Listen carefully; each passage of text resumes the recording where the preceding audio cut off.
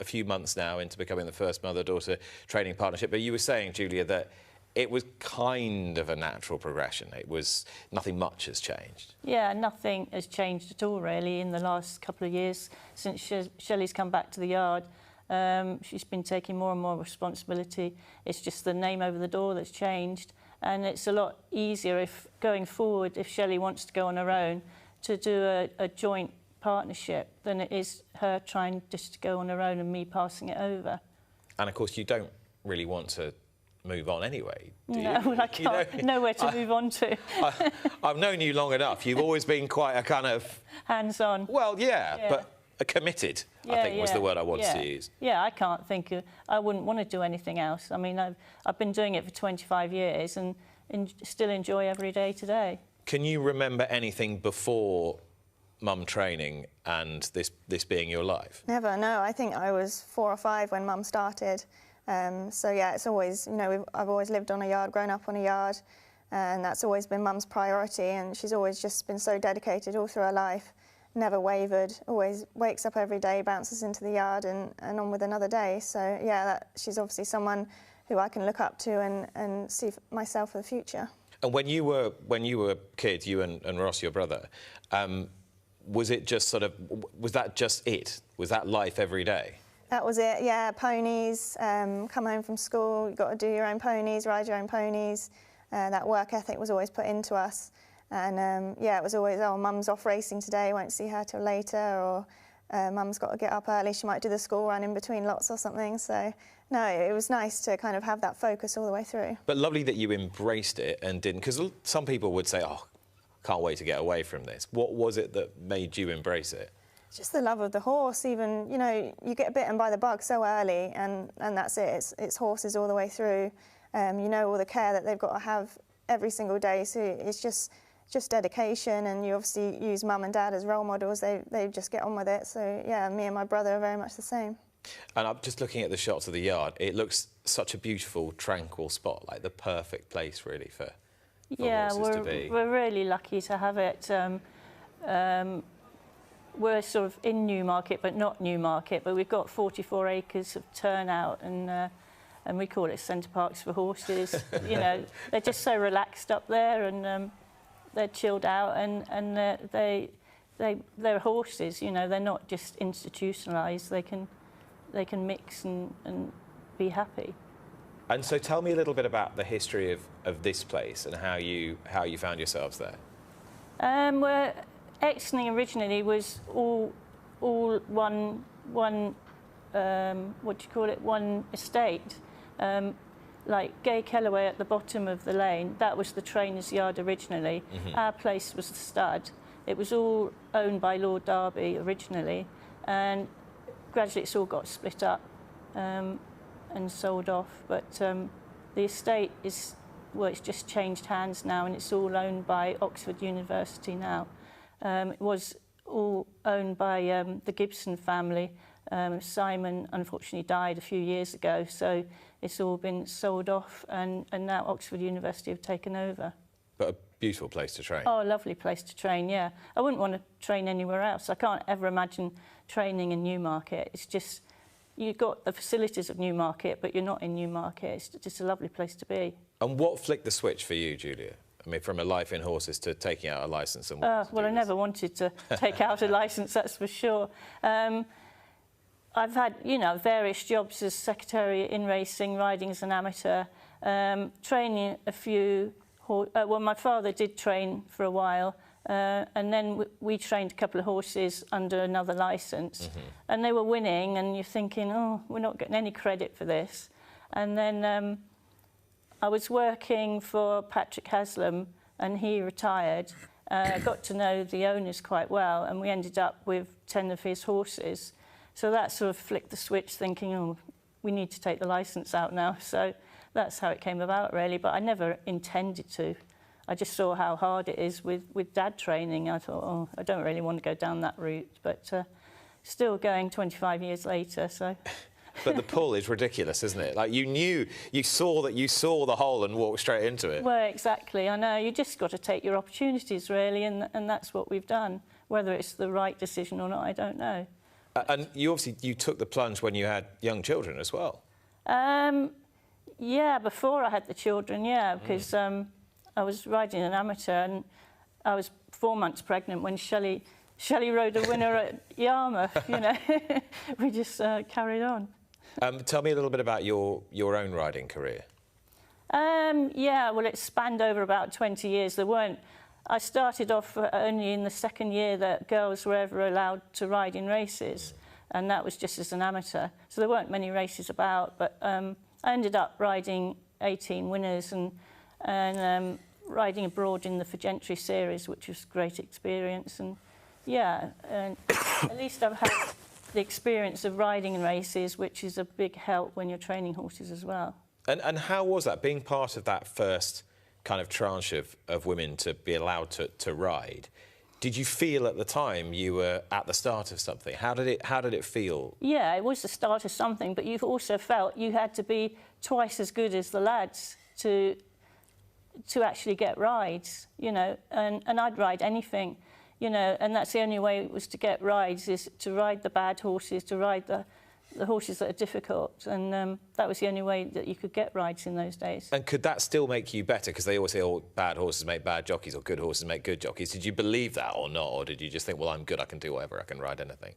Well, I just believed I could ride anything. You know, I just ride anything. And that was the only way to get on. And it took me years to even ride a winner. And then, yeah, and then you progress from there. And luckily, the trainers I work for, you know, gave me the amateur rides. And so when, Shelley, you said you wanted to be a jockey, or it was quite obvious that was the path you were taking, what did Mum say? She said, stay in school and do your A-levels. Yeah. So, yeah, I stayed in, and I rode as an amateur whilst I did my A-levels. And after that, it was either go to university or go apprentice. And the riding was going well, and I was really light. I was like, right, I'm going apprentice. I love it so much. And yeah, and it just took off from there. How did you feel when Shelley and Ross were both riding at the same time? Nervous. It's always harder watching well, as Jamie knows probably, watching your kids ride. You know, it's pretty nerve-wracking, but you know both of them, they're on your side, and you know they know exactly how to ride the horses. You know, it is a great, what do you call it? Asset, yeah, having your own family ride the horses. And now, like, Shelley's engaged to Dylan Hogan, he's riding the horses, he knows the horses inside out. It just makes a big difference when the family are riding the horses. So you've got your fiancé riding the horses, you're training them with Mum. You've got to be of a very even temperament, haven't you, to work that closely with your loved ones and family and for it all to hang together. You think it's a recipe for disaster, but to be fair, we all kind of have our lanes, and we know we all respect each other's opinion. I think that's what it comes down to, and we're all experienced enough to know to not take things personally when we're given an opinion. So no, Dylan's brilliant. He comes in the yard almost every day. He likes to get involved with the race planning as well, and no, he's a big asset to the team. Jamie's nodding away over there. Lived experience, I think they call it in the gambling world. I mean, your daughter Safi's riding each day, every day, several horses every day. Are you riding every single one of those with her, or can you now just kind of park it a little bit, her career progression? I try and watch all her rides. And that actually takes a bit of doing now, doesn't it? Yeah. I'm just pleased she's not bigger than she is, because I think if she were a jump jockey, I think I would just live in a permanent state of nervous wreck. And there have obviously been times with Safi where she's had falls and been hurt, and it's a horrendous thing to watch if you're not at the meeting. But I'm getting a bit desensitised to it now. I'm not sure a mother is. But that's the hardest part is when Shelley had the falls and you're ending up going in the ambulance to the hospital, and she wasn't even a jump jockey, you know.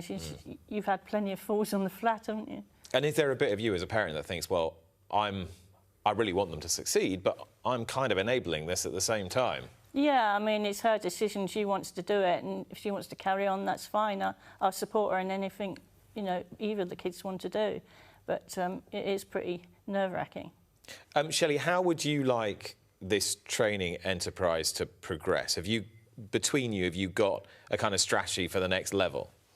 I mean, yeah, we kind of do all right with the horses we have, and it's just a real struggle at the minute. I'd say you do better than all right with the horses. Yeah, I mean, we kind of have low-grade horses, but the key really is to keep them going year after year. It's quite hard now to get new blood into the yard. The prices at the sales have just gone through the roof for the horses that we've been buying, kind of lowly rated horses, and it's hard to get new blood into the yard now, so we're just trying to keep the horses going through their whole racing career. Obviously we'd love to have a good horse and get kind of wealthier owners into the yard and build up the quality, but I think the size we are is brilliant. We can keep it small. We've got a brilliant team at home, brilliant facilities, so yeah, we just love it. We just love waking up every day. It's just a lifestyle, isn't it? And that's it. And that's it, isn't it? Most of our horses are syndicate owned, so we do have new people coming in all the time, being syndicate horses, and we just like to make it fun and affordable, really, and that's how it draws people into it. And it can still be that. It can still be affordable. Yeah. I mean, OK, prize money's terrible and that, but it doesn't matter so much with us because they're in it for the hobby, for the fun of it, and the going racing and the social part of it. So whatever the horses earn is a bonus, really, at the end of the day.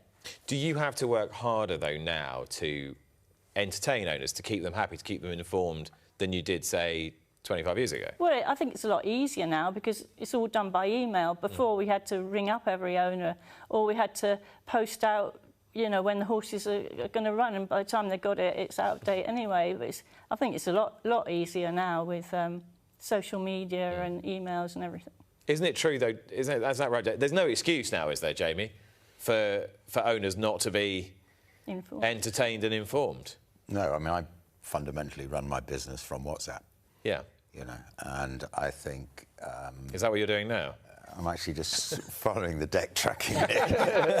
Just got a quick decision to make whether one goes to Wolverhampton on Tuesday. What's the call? Whether we send a horse called Neardown to Wolverhampton on Tuesday or not. I'm just seeing what's coming in. And what are the variables? I'm already trying to cover 2 meetings on Tuesday, and I was actually working out whether logistically we could do 3. Yeah. This would need to be a week race for me to declare it. Just remember, there's no racing on Wednesday, September the 10th. Yeah, I had something lined up for that day. Yeah. If you're trying to work out the penalty structure around there, you've just got to you've just got to be careful with that. So will Neardown win on Tuesday? Unlikely. So why are you agonising over it so much? He's a disappointing horse, and I've got to get him in as weak a spot as I possibly can. So, yeah, just keep an eye on it. Sorry, Nick. Hopefully we found a weak race for us at Brighton on Tuesday, haven't we? Yeah. That presumably already declared before you came on, nice and organised. That's what I like. None of this last-minute nonsense. We're going there no matter what. Is that a thing for all trainers, the strategy of declaration? Oh, race planning is probably even bigger part of it than people think. Like, training horses is the easy thing. It's the finding the races and the race planning and finding a weak race, and that's how you win races, really. Keep your horses in the worst company. But that kind of brinksmanship of, you know, leaving it till 5 to 10 or whatever to declare. Charlie Johnson. Yeah. Is he the 9:59 man? Yeah, absolutely. I think he must have people in his office tracking all these races, and obviously, you know, they're a volume business. They have a lot of runners, and I think they just spot they're waiting for the weak spots. Charlie will never show his hand until the last minute. And if something is waiting to split, you can guarantee Charlie will split it. You've got 19 minutes until he's not involved in that one. You can glance it down as much as you want, but you get to know all the other trainers' little foibles, do you? Oh, you do, yeah. Especially when you're following the tracking, don't you? Yeah. Well, he's not going to declare till the last minute. And usually, if the horses are jocked up, you can get an idea of what's running, but very often, like Jamie says, they declare right at the last second. And is there... is that whole thing of ringing other trainers to find out whether they're going to run, or is that a thing of the past now? Or yeah, that's a thing of the past now. I don't think. I would occasionally, and you get the ones that won't tell you the truth. Yeah, yeah, that's. You work out who's friend, who's foe. I mean, you must be the past master of that, aren't you? No, I'm very transparent. Of the old double bluff. No, I'm totally transparent. Listen, if you treat others how you'd like to be treated yourself, and no, I'm never gonna mislead anyone if they ask me the question. It's not what you said when you were trying to get me to play on your racing league team the other week. I was trying to work out how I was going to pass as a Welshman. Yeah, and I failed. And I tried. How do you pass as a Welshman, by the way? Some vague connection deep in my pedigree. They played Bread of Heaven at your wedding. Something like that. Or something similar. The remainder of this season is going to look how and who are going to be the big stars?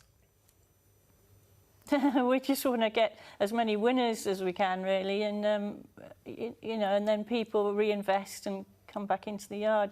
But it's just keeping the horses happy and winning. And you know, we haven't got outstanding horses, have we? We've just got handicappers that you just need to place in the right races and get them to win.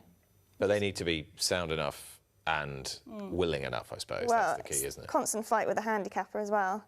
Like you could have a moderate horse win by 3 lengths and it gets put up £9, and then that takes a year to get that horse back down again. So it's just trying to place them right and keep the handicap marks right, because we had quite a quiet year last year, so a lot of them are well handicapped this year. I think that's why we've had a better year. If there was one sort of real ambition that burned within you, what would it be? What happens in the dream? Oh, just to get a good horse, go to the Saturday meetings, like, not just for us, for the whole yard, it would just be a massive thing, because it's been a long time since we've had the likes of Spirit of Saja and Emma's Gift that take us to all the big meetings. So, you know, we're always kind of at Yarmouth and Wolverhampton, and it would be nice just to go to those bigger tracks with a nice horse. And Julia, when you have your, not that you have many quiet moments, not that you're the sort of person who would reflect, I would imagine, too much either. It's forward all the time, because it has to be in this business. Yeah. But when you look down and see the two of you on the licence together, what does that mean to you? Well, it's supposed to be easier for me, and I'm supposed to take a step back, but it hasn't happened like that at all. But we share everything now, and it does take a bit of responsibility off me and Shelley's ideas, young ideas. I mean, she deals with all the social media, she does all the website herself. I couldn't do any of that. So, you know, going forward, Shelley is the younger eyes into it, and hopefully people come back into us. And as someone who was amongst that first wave of female riders to ride under rules, to have you and your daughter on a licence together as the first mother-daughter, is the significance of that something that is important to you? Yeah, hopefully. I mean, it's just a way of bringing the training forward. I mean, I don't know how long I would have carried on my own, because, like I say, I can't do all the social media and the websites and everything that Shelley does. So, you know, it's just a progression, really, isn't it? And the most natural one. Thank you both so much for coming in, and all the very best for the rest of the season. I know you're going to stay with us for a little bit to talk about York, but for the moment, Julia and Shelley, thanks so much. Thank you. Thank you for